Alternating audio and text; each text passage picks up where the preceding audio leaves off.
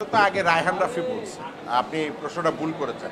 রায়হান রাফি মিডিয়ার সামনে বলেছেন ইন্টারভিউতে যে হচ্ছে গিয়ে রায়হান রাফি যদি মুখ খুলে তাহলে আমাদের চলচ্চিত্রে যারা পরিচালক আছেন তারা নাকি হচ্ছে গিয়ে মানে ছবি বানানো বন্ধ করে দেবেন। আমি শ্রদ্ধেয় আরশাদ আদনান সাহেবের মতো তার কাছে প্রশ্ন রাখতে চাই এবং ইকবালও প্রশ্ন রাখছে। আমরাও এই সূত্রটা শিখতে চাই যে কি বললে ছবি বানানো বন্ধ করে দিবে, তাহলে আমরা ওনার কাছ থেকে শিখা আমরা ওই মন্ত্রটা বলবো, তাহলে উনি ছবি বানানো বন্ধ করে দিবে। মানে এই যে ধরেন একজন মানে কথা যে উনি কথা বললে ছবি বানানো বন্ধ করে দেবে, উনি তো ভাই এর আগে সুরঙ্গ নিয়ে আইসা মাত্র 27টা হল পাইছে, আর এইবার সাকিব খানের কাঁধে ভর কইরা, আলফা এর কাঁধে ভর কইরা, চরকির কাঁধে ভর কইরা, SBF এর কাঁধে ভর কইরা 129টা হল পাইছে।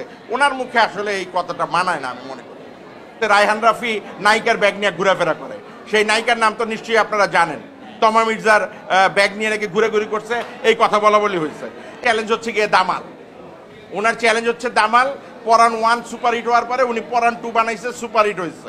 তার পরিপ্রেক্ষিতে হচ্ছে কিন্তু উনি যখন দামাল বানাইনো পরানের হিরো, তারপর হচ্ছে গিয়ে আপনার শরীফুল রাজ, ওইটা তো সুপার ফ্লপ। ওইটা নিয়ে সাংবাদিকরা কথা বলে, অনেক সাংবাদিককে উনি যাকে পারছেন থ্রেট দিচ্ছেন নাকি শুনছি, শোনা কথা। আবার অনেককে বলছেন বন্ধু তুমি এটা কেন করলা, তো ওইটা তো ফ্লপ। তা আপনার কথা তো পুরাই রং কথা।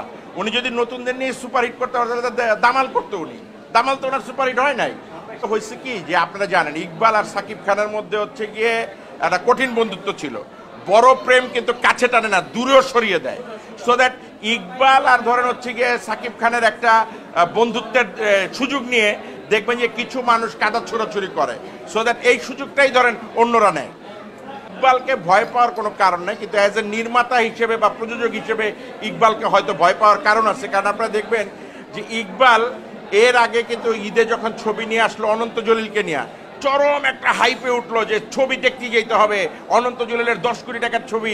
সেই সময় সাকিবেরও একটা ছবি রিলিজ হলো, পাবলিক সেই সময় একটা হাইপ তোলার কারণে হাওয়া পরান ভালো ছবি, অবশ্যই দর্শক ছবিগুলো দেখছে, সুযোগ পাইছে, সুযোগ পেয়েছে। তো আগে তো দর্শক আনতে হবে হলে।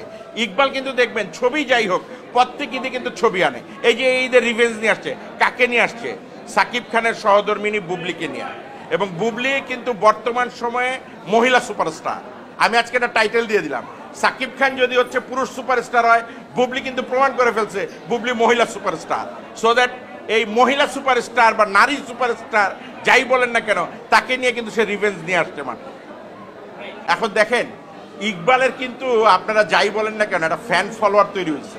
এটা হচ্ছে গিয়ে নিন্দা কইরা হোক, হিংসা কইরা হোক, আর যাই হোক, ইকবাল কিছু বললেই এটা এখন ভাইরাল হয়ে যায়।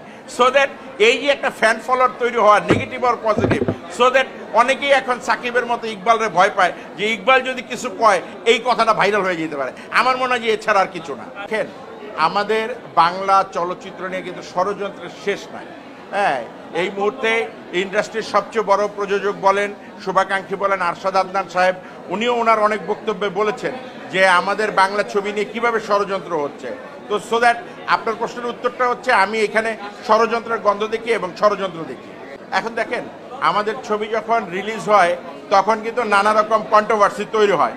যেমন একটা সময় যখন সুরঙ্গ রিলিজ হয়েছিল তখন অনেকেই বলছে, এখন যদি ধরেন বলা বলি হয় যে কেউ টাকা দিচ্ছে, কেউ টাকা নিচ্ছে, কে দিচ্ছে নিচ্ছে আমি জানি না, আপনারা বলতেছেন। তা আমার মনে হয় যে এই দেওয়া নেওয়াটা এটা একটা স্বাভাবিক প্রক্রিয়া, এইটা কোনো বিষয় না।